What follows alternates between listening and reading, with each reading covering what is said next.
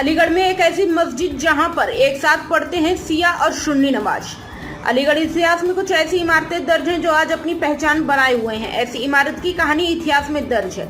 हर पुरानी इमारत की कोई ना कोई कहानी छुपी हुई है। ऐसी ही एक कहानी अलीगढ़ के एएमयू जामा मस्जिद की है। एएमयू की जामा मस्जिद 1879 में जामा मस्जिद की नींव रखी गई थी, जिसमें सर सैयद अहमद खां के द्वारा योगदान करते हुए 1915 में इस मस्जिद के निर्माण को पूरा कराया गया। एक ऐतिहासिक मस्जिद है जो कि एएमयू के संस्थापक सर सैयद अहमद के द्वारा बनवाई गई। इस मस्जिद का मकसद एएमयू में पढ़ने वालों बच्चों के लिए नमाज अदा की जाए और इस मस्जिद में तकरीबन 20 से 25 हजार लोग नमाज अदा करते हैं। और इस मस्जिद की खासियत यह है कि जो इसमें पत्थर पर जो आयत लिखी है वह जो ताजमहल में लगा है, मस्जिद को बनने से पहले ही उसे सर सैयद अहमद द्वारा खरीद लिया गया था। यह मस्जिद दिल्ली की जामा मस्जिद की तर्ज पर बनी थी, क्योंकि सर सैयद अहमद खान दिल्ली के रहने वाले थे, इसलिए उन्होंने इस मस्जिद को बनाने के लिए अच्छे से अच्छे कारीगरों को बुलवाया गया। आज ये मस्जिद अपने आप में एक तारीख बनी हुई है। इस मस्जिद में सर सैयद अहमद खान का भी मजार मौजूद है और कई खबरें भी इस मस्जिद में मौजूद हैं जो इतिहास की याद दिलाती हैं। वहीं अलीगढ़ मुस्लिम विश्वविद्यालय के पूर्व प्रोफेसर राहत अबरार ने जानकारी देते हुए बताया कि यह एक आलीशान मस्जिद है।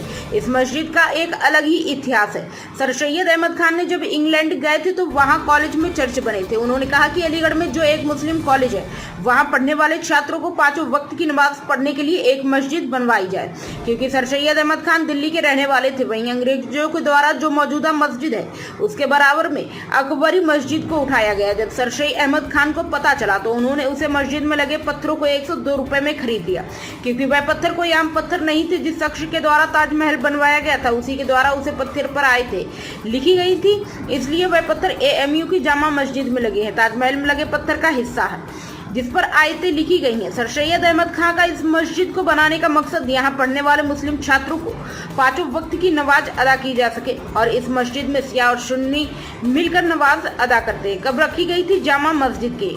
1879 में जामा मस्जिद की नींव रखी गई थी, जिसमें सर सैयद अहमद खान के द्वारा 1817-1998 का योगदान करते हुए 1915 में इस मस्जिद के निर्माण को पूरा कराया गया। सर, एएमयू की जामा मस्जिद का क्या इतिहास है और क्या इसके बारे में खास बात?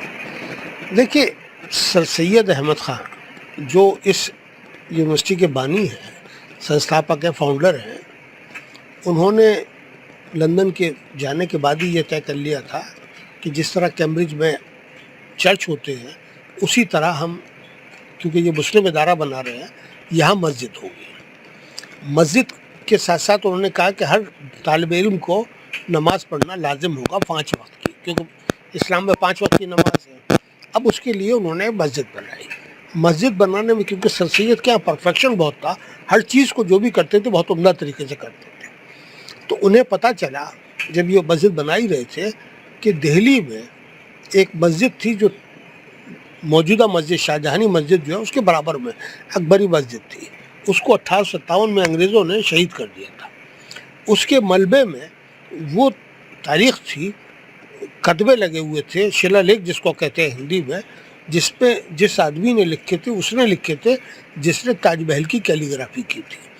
अलीगढ़ की जामा मस्जिद और मुस्लिम यूनिवर्सिटी की जामा मस्जिद और ताजमहल के अंदर 400 साल का फ़र्क है।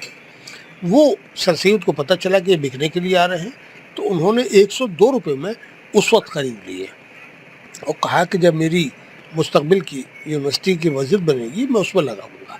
लिहाजा वो महफूज कर लिए और बाद में उस मस्जिद के अंदर लगाए गए। ये मस्जिद जो है काफ़ी हद तक रेप्लिका है दिल्ली की जामा मस्जिद की, क्योंकि दिल्ली की जामा मस्जिद बहुत बड़ी है और क्योंकि सर सैयद भी दिल्ली की जामा मस्जिद के इलाके के रहने वाले थे और बहुत तारीख़ी मस्जिद है दिल्ली की, शाहजहाँ के दौर की बनाई हुई। उस मस्जिद के नमूने पर उन्होंने यहाँ ये मस्जिद बनाई और इसके अंदर इसकी जो दूसरी खास बात मुझे लगती है, शायद खाने काबा के बाद पवित्र इन इस्लाम का जो सबसे बड़ा केंद्र है, उसके बाद अगर कोई दूसरी मुझे नज़र आती है तो ये मस्जिद है जहाँ शिया और सुन्नी एक साथ नमाज़ पढ़ते हैं। हर जगह किसी भी मस्जिद में चले जाइए, शियाओं की मस्जिदें अलग होती हैं, सुन्नियों का अलग होती है। सर, किस सन में ये मस्जिद तामीर की गई? 1874-75 में जब ये शुरू हुआ था तभी से उन्होंने प्लानिंग कर दी थी। 1879 में इसको बनाने का काम शुरू हुआ और 1914 के अंदर कंप्लीट हुई। कितने लोग इसमें नमाज है, तकरीबन 20-25 हज़ार आदमी तो अंदर ही नमाज पढ़ सकते हैं।